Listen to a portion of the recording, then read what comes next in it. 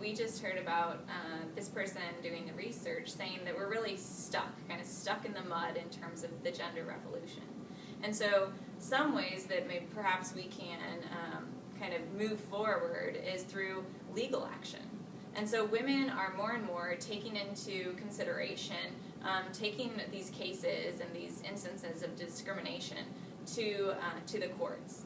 And they're doing this under two main premises, under the Title VII of the Civil Rights Act of 1964, as well as the Equal Pay Act. So the Title VII of the Civil Rights Act of 1964 is really about unlawful discrimination against individuals based on their race, color, religion, sex, or national origin. And when we look at this, we're really talking about sex and sex roles. So are we discriminating against women as caregivers? We often consider women as being caregivers, and when you think of a man, you don't necessarily think of him as a father figure in the workplace. You see him as a man. And so this forms discrimination, and this is one of the main leading laws that women take to the court. The other one is the Equal Pay Act, in which women are coming and saying, well, if I'm doing equal work, I should also get equal pay. So sometimes women will come back to the workplace and work part-time. And what happens here is that they may actually be doing the same work and the same workload and have the same metrics and requirements that the men do, that maybe even work full-time. But if they're able to do the same work and have the same responsibilities and to meet those same goals that the men are, they should be paid equally. And so this is the premise of the Equal Pay Act. The pay is based on duties and not on hours necessarily. So the free market ethics. So the main idea of the free market ethics is that you want to increase shareholder value. And let's look at this from two different instances. The mothers first, and then, the employers first, and then the mothers. So from an employer point of view, they would want to, from a free market ethics, they would want to promote committed, hardworking individuals. They would want to promote people that have a lot of time to devote to the company, and they would want to make sure that they're not hiring people that would be distracted or that would have kind of biased opinions. And so what they're doing is if you consider women and say, well, women are they're going to be too touchy-feely and care too much about people's feelings and maybe not make the best decision that the company would want them to take and on the company's behalf. So this could be one of the reasons that they think that that mothers shouldn't be a part of the workplace. And the company may not want to advance female employees, and this would, because of this reason, and therefore the women would kind of hit that maternal wall and wouldn't get advancement and wouldn't be promoted. And so that's the employer point of view. The mother's point of view, she has to, from a free market ethics point of view, consider, well, how much value does she get from her employer versus the value that she gets from being a mother.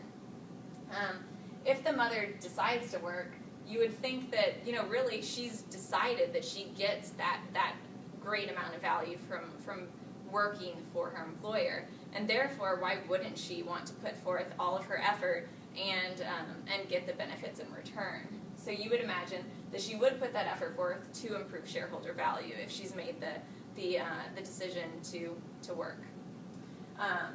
And as a mother works, she's able to increase the value of her family. So it's not totally one-sided. She does get that value. As she works, she's able to improve the life of her family and the future of her children.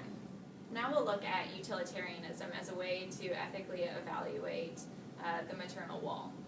So utilitarianism is about choosing the alternative that is likely to produce the greatest good overall to society, to humankind.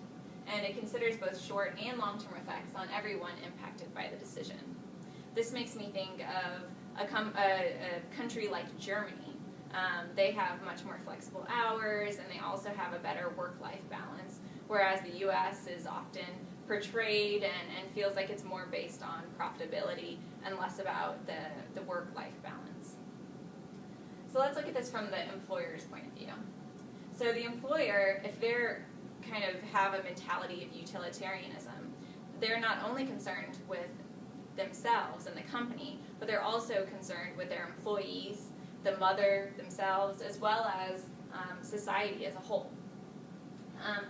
They should consider that a flexible or reduced work schedule could actually increase productivity. The mother would be happier and would be able to actually produce better results in the workplace.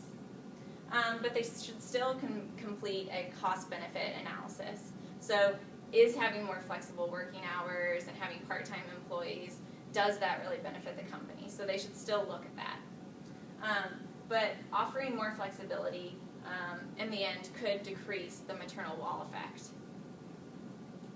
So from the mother's point of view, the mother, she should look at it as an opportunity to provide to both the company and her family. So as a working mother, there are benefits. So she can have a more kind of holistic view of her life, and she can be a better person because she gets the joys of working and having that independence and feel very valuable as an employee, but she can also have that same value at home. And so having these two experiences and really having a more holistic way of life is a really good thing for the mother. By being an employee, by being a person that's able to give to society and to give to the workplace, it really improves the world overall.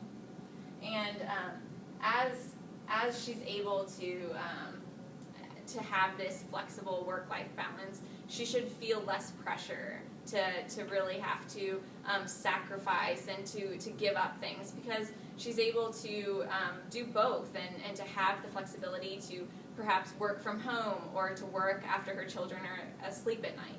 And so overall, when you think of utilitarianism, I think it's really the best argument for helping women and for moving along the kind of stall that we're talking about when we look at the gender revolution overall.